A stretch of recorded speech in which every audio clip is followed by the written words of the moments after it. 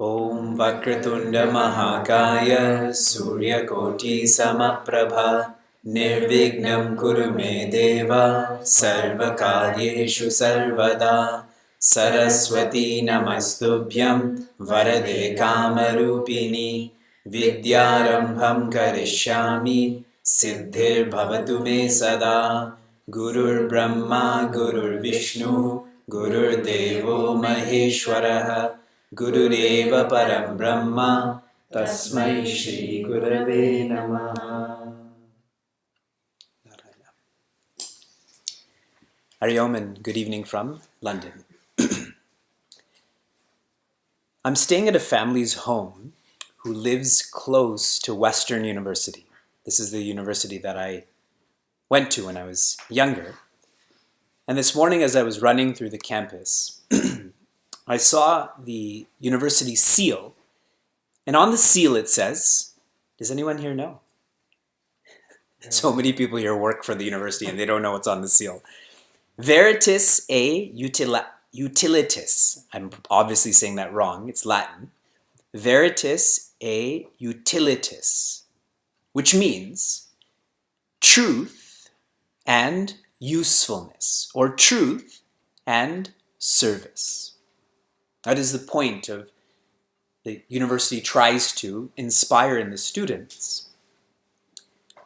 If you think of these words, truth and service, the former leads to the latter. If you're connected to the truth being infinity, then naturally you will serve. Your life will be dedicated to service. Now, if we study our lives, we have a very different chain reaction. Right now, the source of every moment of ours is avidya. It is this unsureness about who we are, this incompleteness. And from avidya comes vasana. We have these vasanas, these blueprints that are directed towards finitude. And these vasanas express as eshanas, desires, and specifically three textures of desires. There is putreshana, the desire for pleasure. There is vitteshana, the desire for possession, and lokeshana, which is the desire for position. And these eshanas then cause a further chain reaction, which is vrittis, thoughts. The more desires you have, the more you have to think about completing those desires. And those vrittis then cause karma. We keep acting. And in our actions, what happens? It goes back to thinking. Vrittis. Those vrittis then create desires or eshanas. Those eshanas create the blueprint or the vasanas. Every moment, what we are doing is being driven by these vasanas. And so Acharya Shankara shares in Moha Mudgara, in Bhajagovindam, he says, Kuru avadhanam mahat avadhanam. Be careful. Be extremely careful. And he finishes that shloka with these words, indicative that be extremely careful with every action, with every thought, with every desire, with every blueprint. And when we are extremely careful, we will change this anatma vasana to a atma vasana.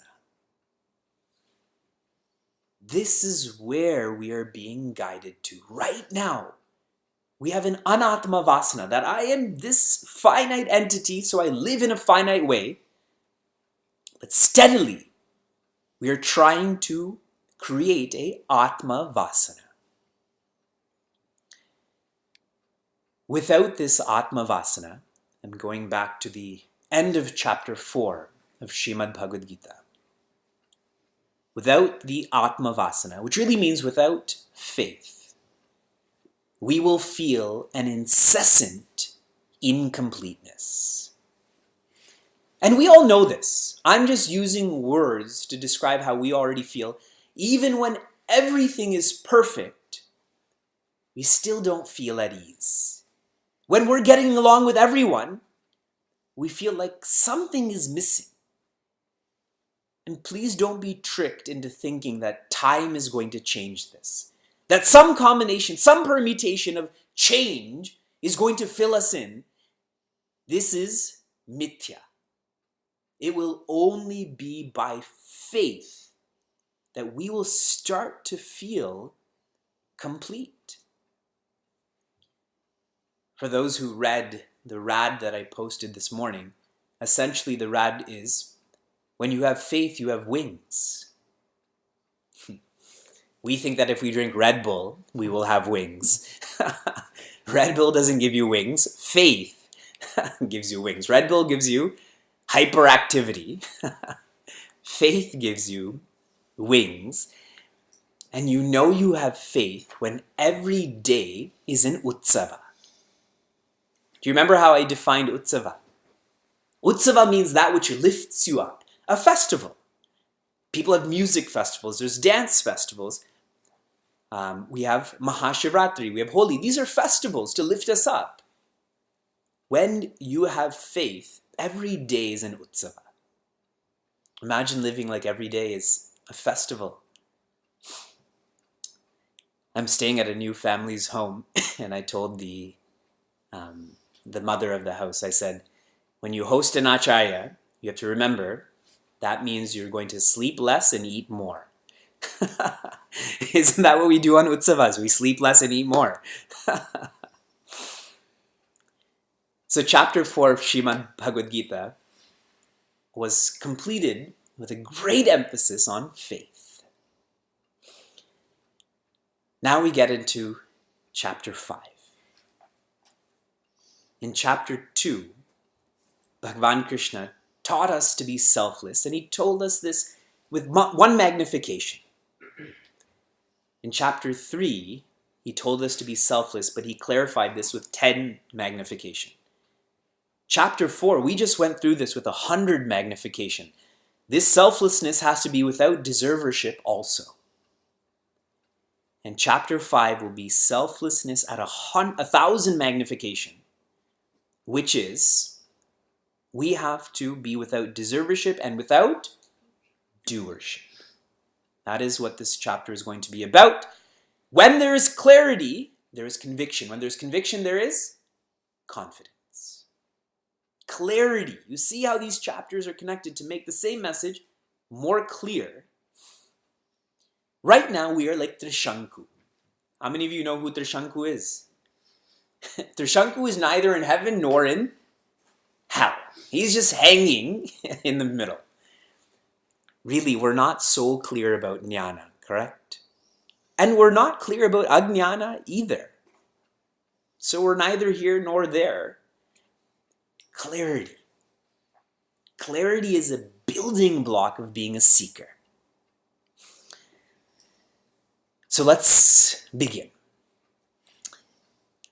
In chapter 1, Prince Arjuna stopped acting. He put his bow down. He sat down. In the beginning of chapter 2, he stopped speaking. At the end of chapter 2, but really chapter 3, he started asking, how can I be free? How can I be free? And he specifies, can I be free through jnana, or through karma. He's presenting these as mutually exclusive. He's asking, how can I be free? Through jnana or karma? And what does Bhagavan Krishna answer? Through karma. The whole chapter is entitled Karma Yoga. To engage in selflessness. Because karma yoga, is the key to chitta shuddhi. It is the key to virtue development. How do you know that you're growing in chitta shuddhi? 3 indicators. Number 1, your mind is more balanced. You do not engage in as much road rage. When you drive beside someone who's a bad driver, you do not give them a stare. You just look straight and you keep driving. Balance. Number 2, your mind is focused. You do not need to buy one of those widgets that spins around. Okay? Your fingers don't move like this even when you're not texting. You are focused. Number 3, you are reflective. No experience passes without you thinking, what was I supposed to learn from this experience? If this is happening, chitta shuddhi. If this is not happening, that really means we're not engaged in karma yoga. We cannot be free then. When there's chitta shuddhi, jnana becomes pramana. Please, please, please listen to what I just said carefully. Where there's chitta shuddhi, where there's such a mind, jnana becomes pramana. Jnana becomes authoritative or becomes real. Without that mind that is prepared, so much knowledge will come, but it will remain as information. It will not become knowledge. It will not transform us. So what needs to happen first? Jnana pramana or chitta shuddhi? Chitta shuddhi. That is what needs to come first, which is why I'm emphasizing a vasana for selflessness. Selflessness, an expression or a test of selflessness, is how much you give. What are the 3 ways we can give to the multiverse? The easiest way to give? Resources. Harder than that? Time. And the hardest way to give to the multiverse? Effort. The more resources, time, and effort you're giving, really what's happening is that you're giving up that ego. You're slowly dismantling that ego. I don't know if you've ever experienced not thinking about yourself. And I don't mean, you're driving and so you're not thinking about yourself. I'm thinking about you're not even identified with these equipments. If you can taste even a moment of not thinking about yourself, there is such relief and such joy with that. It's astounding that if you can feel that for a moment, imagine extending that to a minute. We've never experienced such joy of not having to think about ourselves. That's what it means to give. You're not keeping resources and time and effort for these equipments. You're giving this to the multiverse because these belong to Bhagavan anyways. Now, in chapter 5, Prince Arjuna is asking another question. Chapter 3's question was, how can I be free? Through knowledge or through action? And Bhagavan said through action. Now he comes back with another question. How can I be free? He's asking again, is it through karma yoga? Is it through selfless actions? Or is it through karma sannyasa yoga, which means to even let go of those selfless actions? So how to be free? Some may think that there's really no difference in this question. In the reading, what Swami Tejomayananda shared is the way to freedom karma yoga or being a part-time seeker? part-time? Or is the way to freedom karma sannyasa yoga, which means to be a full-time seeker? So how to be free? And what is Bhagavan Krishna's answer? He actually says karma yoga. He says the way to freedom. This is chapter 5 now. Arjuna's mind is being lifted.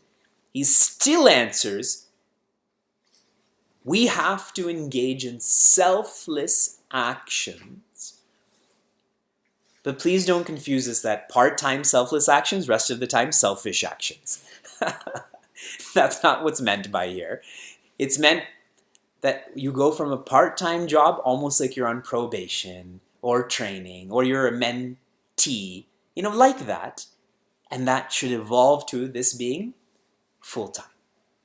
That's what's meant here. When we engage in karma yoga, what will happen is we will have less what? When you're engaged in selflessness, what will you have less of in your mind? Ego, needs, desires. No, the idea of like me. Okay, so that identification with the ego. Still looking for specific terms. Anyone else? Okay. Likes and dislikes. Raga and dvesha. Again, Bhagavan is telling Prince Arjuna, he's telling all of us, Arjuna, how do you know if you're engaged in selfless actions? You will have less likes and dislikes. In other words, you will begin to see Bhagavan's vibhuti. Now, magically, chapter 5 comes to life in a picture in chapter 11. Up until chapter 11, Prince Arjuna is only seeing his world. Identified with the ego, lots of likes and dislikes. Then chapter 11 comes along and Bhagavan shows his vibhuti. Bhuti means creation. Vibhuti means special creation. Vibhuti means this is Bhagavan's world. When we engage in selflessness, we begin to see Bhagavan's vibhuti. There are less labels then. There's less, this is papa and this is punya. This is likes and this is dislikes. This is I'm complaining about and this I'm attracted to. You just become more accepting. Magically, this is exactly how chapter 4 was directing us.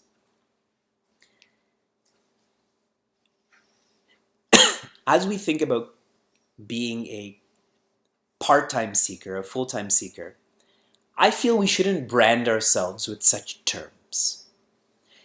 Because when we brand ourselves with such terms, we tend to play into that terminology.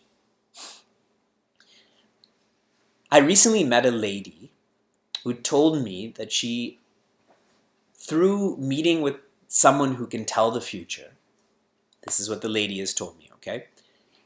This person who can tell the future has told her when her husband is going to die. And since finding out that, this lady is unable to be at ease. She just keeps thinking about when her husband is going to die. And so she was asking me about my insights on this. And I shared with her simply, I said, what happens when you know the future? And I'd even talk about whether this is authoritative or not. I said, when you have such branding, you play into that branding.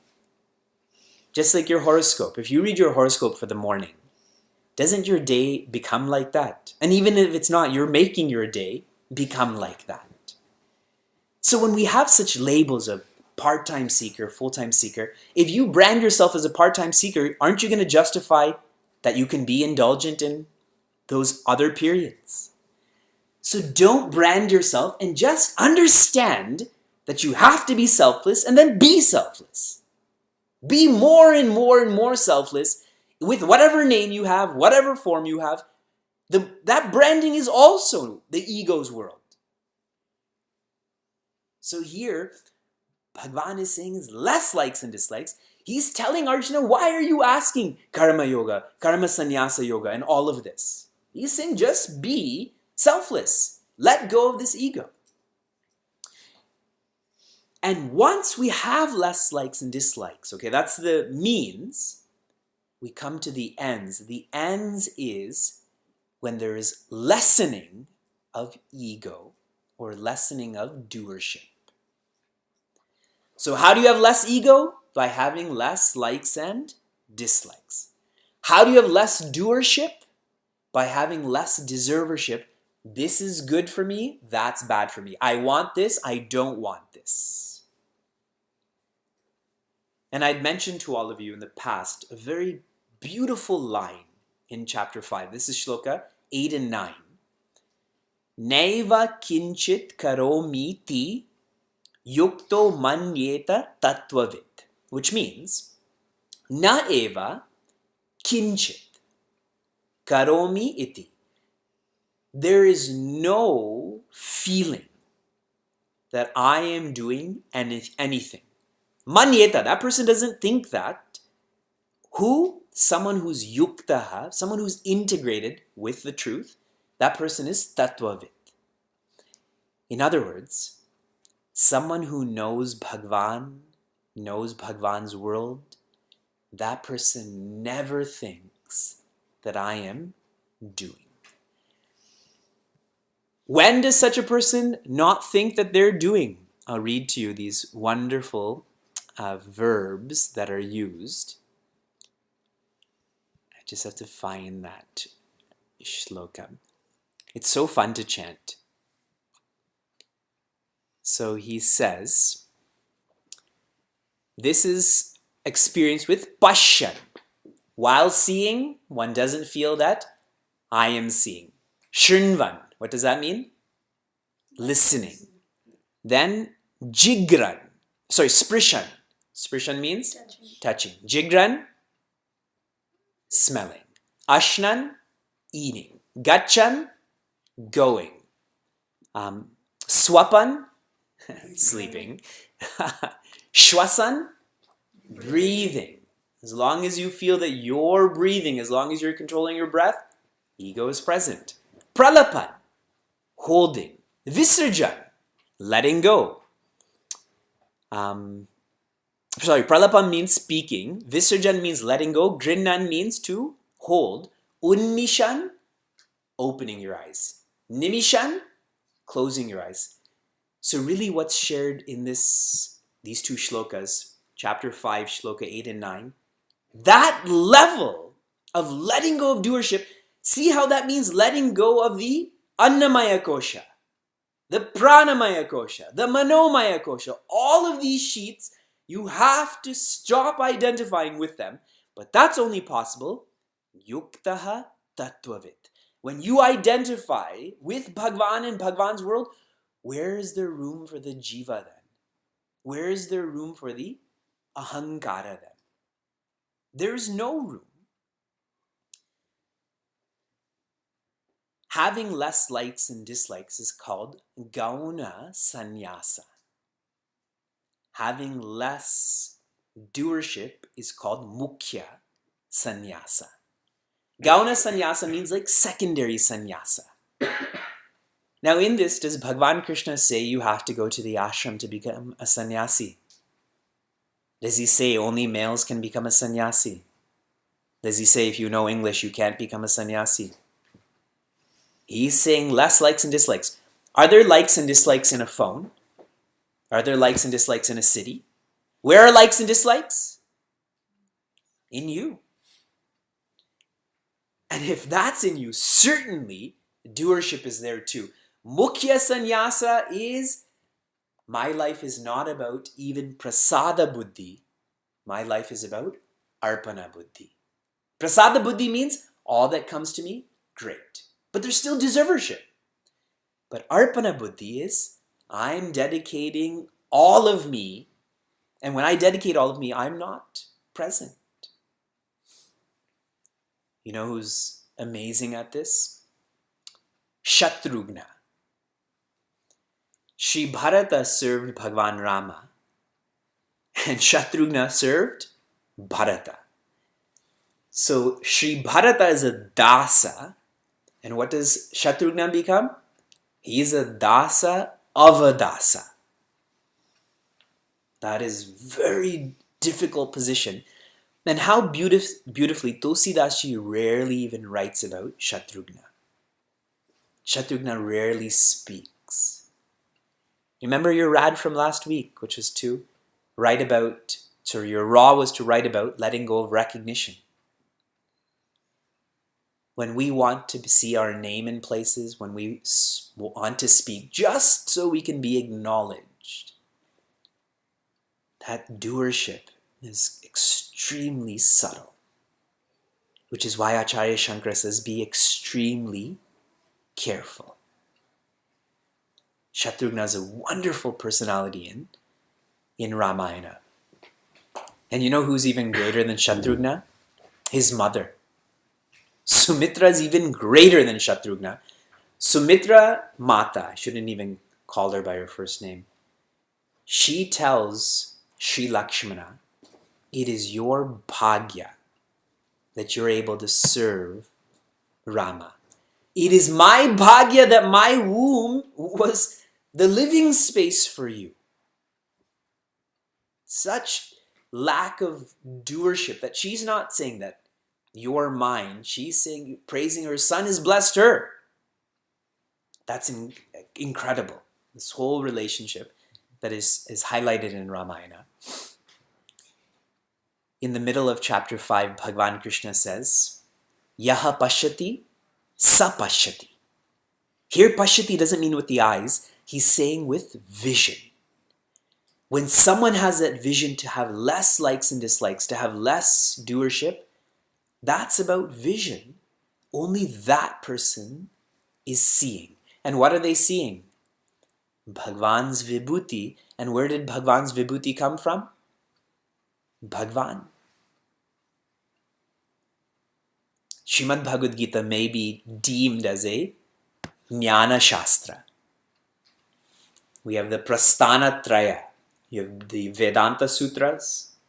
You have the Upanishads. You have Bhagavad Gita.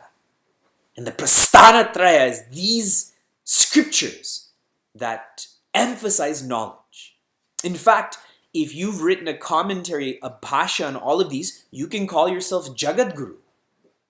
That's why Acharya Shankara was known as Jagadguru. Now everybody calls themselves Jagadguru. But there's a literal meaning to being a Jagadguru. If you study Bhagavad Gita carefully, this is actually a Bhakti Shastra. Who's speaking? Bhagwan. Who's listening? Prince Arjuna. Bhagwan and Bhakta, what did they talk about?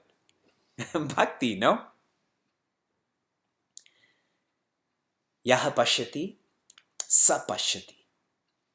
The one who understands this, that person sees. That person is not living for prasad. That person is not even living for yajna. That person has surrendered themselves. Such a person doesn't try to meditate. They are meditation. Chapter 6 is not even a chapter on sadhana. Chapter 6 is the expression of chapter 3, 4, and 5. Oh.